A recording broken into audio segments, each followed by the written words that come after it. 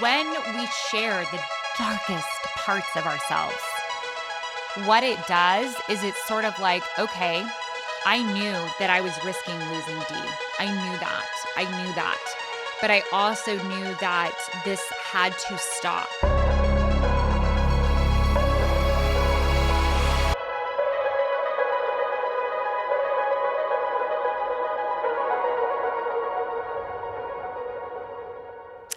What I really want to dig into in today's episode is really talking about money. I know I mentioned it on last week's episode and when I was talking about Retreat Caitlin and vulnerability and how there was so much shame wrapped around it. And I've been thinking about it for a long time. And this week, ever since I mentioned it, because I've had several of you reach out and say, oh my gosh, we can't wait to hear about the money story. And I really want to hear about the money story. And I'm like, fuck, why did I say anything about money? Because now everyone wants to hear about the money story. The more I think about it, the less it's really a money story and more of a self-compassion and self-forgiveness story. Before I get into it, I want to draw a card for us. Last week, I had my Muse deck, which I really love. This week, I'm using Super Attractor by Gabby Bernstein. Love her. And these are more like mantra cards, less tarot. And so, yeah, just let's take a moment and pull something like a little vibe for us and see what is coming up. Let's see what's going to pop up for us. Oh, I was feeling like this little, it's green like money. Ooh, this is beautiful. It says, when I merge my desire with faith, I can take action from a place of peace rather than control.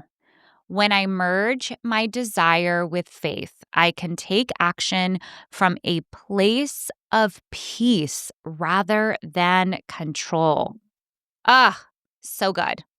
And I like it because we're going to be talking about money and it's green. Green represents wealth and abundance and happiness. And then there's like these lines, if you will, that look a bit like chaos. And so I would say that's about right. My money story has a little bit of chaos and a little bit of drama and all the things that make a really good story. Again, as a little reminder, please take a second to subscribe on whatever platform you are watching or listening on. It means the world to me whenever I get a notification or see your comments. I create the show for you, for me, for us, to be able to connect. And when you comment or subscribe, it lets me know that the content we're creating is resonating with you, is serving you. And that's what it's all about. Thank you again for being a part of this community and for tuning in. I'm obsessed. I'm obsessed with you guys. Let's get into it. And honestly, it's so funny. It's one of those things that it's like when you talk about it, because I have talked about this in my it started off very small and only like my close, like my spouse and my family, and then like my close friends, and then like more people who I'm in intimate circles with. And every time you tell a story, it gets a little bit easier to tell. But let's go back to the beginning and where I was raised. I was raised in San Antonio, Texas, specifically a part of town called Alamo Heights. It's a really cute, sweet area. It's also extremely affluent. I've mentioned this before on the podcast. While I grew up in a very affluent area, I would consider us to be like a very middle class family that lived in an affluent area. We were never hurting, if you will, but we were never like living way above our means. And both my parents worked really, really, really hard to provide a life for us. It was admirable. And I grew up around, my grandparents still worked when I was little. My dad's side of the family all comes from entrepreneurs. So I saw like what it looks like to build things from the ground and have ups and downs and all of that kind of stuff. So my household wasn't necessarily this way, but the area I grew up in, what's really interesting is I just got back from my 20-year high school reunion, and a lot happens over 20 years.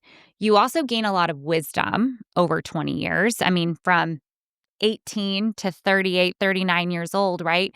There's a lot of change that happens. The insight I had growing up was very stunted and limited versus what I understand now. The people who I thought had it all together and the families that I thought were just like the families, there was a lot of secrets.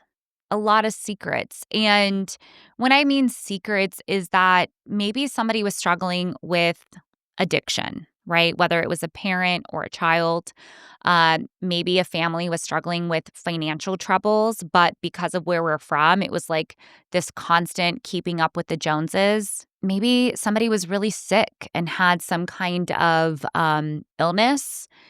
Potentially, a minor got what we called growing up like an MIP, which was a minor in possession. It was like very hush hush, like you weren't supposed to say anything if that happened. Maybe somebody got fired from a job at a huge top position. And it was like when these things happened, they would just get swept under the rug. I don't really blame anyone for that because that's how it was passed down to them and passed down to the next generation. But it is dangerous. It's dangerous when we keep these things suppressed and we don't bring it out into the open. And that's really what's called shame. And shame begins to build because you feel different. Our body knows it, but yet our surroundings are almost combating what our body knows.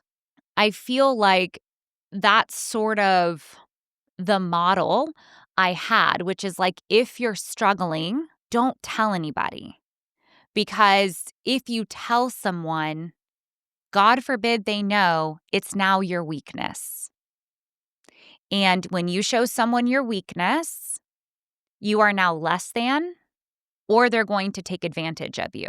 I just feel like subconsciously now I see that, like hindsight 2020, after going through what I've gone through, I can look back and see, okay, there were a lot of times where I could have reached out and asked for help or even said, I'm really struggling or I'm not getting this, but I didn't have that access. I don't know how else to explain it, but those of you listening probably get it. I know you get it because every time I've gotten into a conversation with anyone about money and secrets and stressors and things, I get the same response like, oh my gosh, this one time in college, like I stole from a roommate and to this day, I still feel bad, or I cheated on my partner. And even though we're not together anymore, I still carry around that guilt. Like, I can't possibly tell somebody that I did that. Or I bought this really expensive thing and I haven't told my partner about it. And it's like, why? Why are we doing this? This same pattern came up for me when my daughter officially received her diagnosis of PDA, which is, again, under the autism umbrella. I've explained this before. Autism would have been like autism growing up, right? Like we don't speak that word. And I'm making it sound like where I came from was like a really bad place. And I don't mean that at all. It was just something like, again, we show the strong side. We're Texans. I heard Brene Brown recently on Diary of a CEO, and the way she describes her family, I'm like, girl, were we siblings? Because yes, we were allowed to be mad and we were allowed to be tough and like happy. That was like those were the acceptable expressions, right? If you were showing any kind of sadness, it was like, cheer up. Why are you have a frowny face on? Get it together kind of thing. And so I think that's sort of just the Texas way, at least the old Texas way.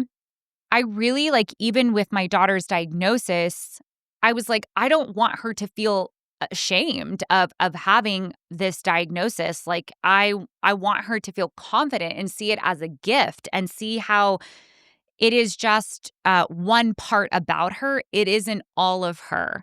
And really, my journey as her mom going through this process with her has actually really helped me to forgive and heal and have compassion for myself for all that I went through.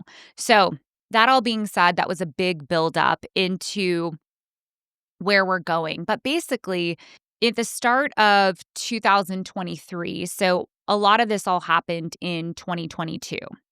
And it was shortly after the pandemic, after my divorce. I was building up my business and I was under a lot of stress, a lot of stress. I went from co owning a gym with my ex, which was all of my identity, all of my income, to going through this divorce, starting from nothing. I didn't take any, we didn't share the gym or anything like that. It wasn't what I wanted to do in my next career path. And so I was sort of like trying to do a couple of different things, like keep one foot in fitness. I did some work for a book publishing company, and then I was growing my coaching business. And when I first started in the coaching business, I kind of identified a few mentors. I was only seeing the after result, the successful. So it's like having the designer handbag, being able to fly first class, being able to take your friends to expensive dinners, having the gold jewelry, all of the things, right? I've always said I am unapologetically a lover of luxury. I love luxury so, so, so much. So that was definitely like a shiny little carrot for me of something I was like, ooh, I guess to be taken seriously as a coach, I need to be able to have the flashy things. I need to be able to look a certain way for people to take me seriously as a coach, especially if I want to get into the business world. What I did was completely out of integrity, and secretly I started taking out like all of these loans to the point that I was like, now I know, basically disassociating, but I maxed out credit cards, I took out loans, and it got to the point where I basically was stuck, like my back was stuck against the wall because the payments I owed were so high compared to what I was making. And I truly felt like the biggest fraud, like a piece of shit, if I'm being honest. Because if you know anything about my life, what was also going to happen at the beginning of 2023 is I was engaged to be married to my best friend, my partner. Our wedding date is 3/3/23. And here I am coming up to January 1st of 2023, 3 months before well, really 2 months because we got married at the beginning of March. And I start having these like heart palpitations and sort of like awareness of really how severe my situation is and like the huge, massive hole I've gotten myself into that I can't get myself out of. Like there's very few times in my life where I'm like, this is really bigger than me. I don't know what to do. I don't know what to do. And there isn't some like this is not a thing I can keep a secret any longer. But when it's something that feels so big and so insurmountable, it makes you feel and you don't have a solution, right? It makes you feel like I'm going to lose the very thing that I love so much, which is my partner potentially, my family. I feel like they're going to disown me.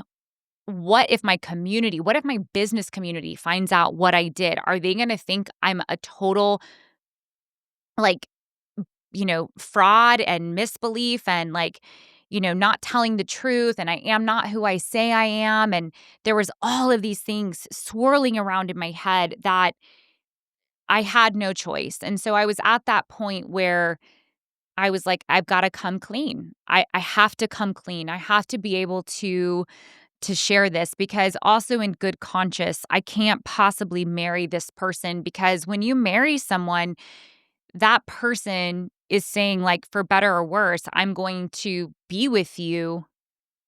But if they don't know all of the story, that would have been the biggest blow.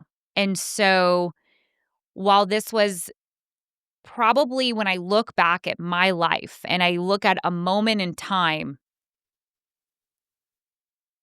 that very moment of where I had to text my partner and do that dreaded thing of like, we need to talk, changed my life forever moving forward. And I attribute everything I have now and the person I am now and the relationships I have now because I was able to somehow find the courage. And I don't know that I actually found the courage. That's giving myself a lot of credit because I didn't have a choice. I also had to end up calling my family and asking for help because, yeah, I was stuck. I was stuck and I got myself into this really, really bad place. And so I ended up talking to my partner and telling them what I did and basically how much debt we had and where we were at.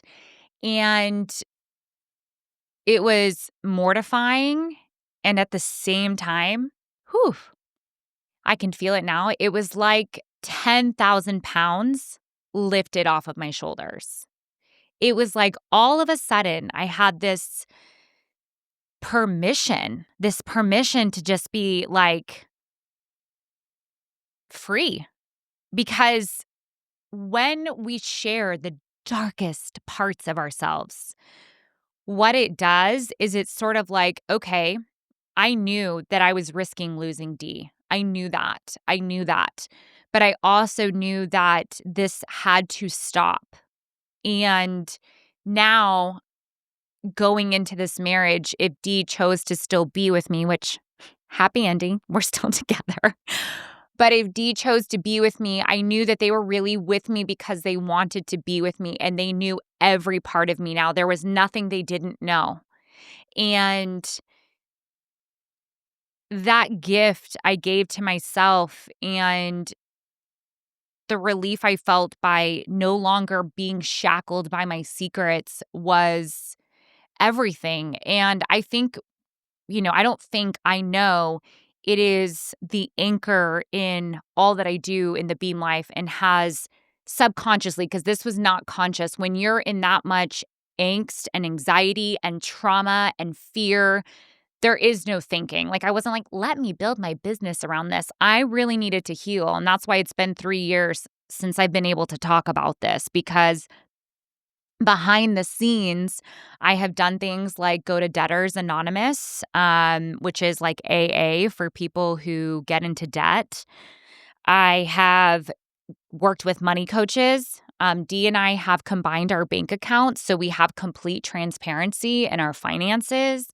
Um, I talk about money. I am not ashamed about money. I'm really honest about what is coming in and out of my business. And when I think about all the work that I've done and the ability to be vulnerable and share that part, and then this episode right here, I knew there would be a time where I would feel strong enough to share it with my community because, you know, there's trauma dumping, there is sharing from a place where you're not quite have it figured out, and also I'm not quite on the other side, right? It's not like, "Oh my gosh, now I've got this all perfectly figured out." It's a daily struggle that I think I'll have not a daily struggle, but it's a constant reoccurring thing that I'm will be conscious about. But where it goes back to the self-forgiveness and the self-compassion, for about a full year and a half, I identified myself as like, I'm that person who did that. I am a bad person. I am a stupid person. I am someone who, like, I started to create my identity around that behavior. And I'm not worthy of receiving money because I'm not good with money. And how could I treat my people that I love like this? How could I treat money like this? And it's really been a process to let go. My identity was not those behaviors. And working with the professionals that I have, reading the books that I have, understanding more about ADHD, because a lot of this is rooted in that impulsivity, dissociation. There's so much that I was unaware of and I didn't have tools for that has allowed me to sort of like start peeling off those layers and being like, wait, Caitlin, that's a part of your story. That's not who you actually are. This was a moment in time. And honestly, had that not happened to me, I actually don't know that my business would be at the place that it is today. Because going back to now, how I see this as the anchor is this year I developed something called She's the Strategy. Because yes, I do business coaching, but more specifically, I do identity led business coaching. And I wholeheartedly believe that if you, the vessel, aren't tuned correctly, right? We are the instrument. Maybe that's a better word than vessel. If we are not tuned, meaning we aren't taking care of ourselves mentally, emotionally, spiritually, if we aren't in integrity with our core values and the people that we love, all the things that we're doing in our business aren't going to work. And it's why it hasn't worked up until the last 2.5, 3 years, as soon as I let go of this weighted bag that I was carrying around, because I now know that that's just kind of like I started talking about my daughter with autism. It's now a gift. It's something that I see as I was like, that is one of the best things that could have ever happened to me, because it also visibly showed me the support that I have from my immediate family who were like, "We love you no matter what." And I was like, "Oh, that's how I feel about that, like, love doesn't have conditions. It is showed me who my people are. It has I promised myself I wouldn't get emotional, but it's really hard not to, because it's beautiful to witness what happens when you're able to um let go of something you've held on to for a really long time and actually finally say the things. So, yeah, I feel like you have to be ready to do it, but also I don't know that any of us are ever ready to do it. And I want to encourage you that if you're hearing this episode and you feel like even if something was 10 years ago, 20 years ago that you're holding on to, like, let it go. Let it go. It is not who you are. It doesn't define you. In fact, it probably has shifted a part of you that now can help be in service of others and show them what's possible. Because humans are messy. We are not meant to be perfect, and it's also what makes us all so beautiful, and our ability to connect with each other and see each other in our missteps and our mistakes, and owning it.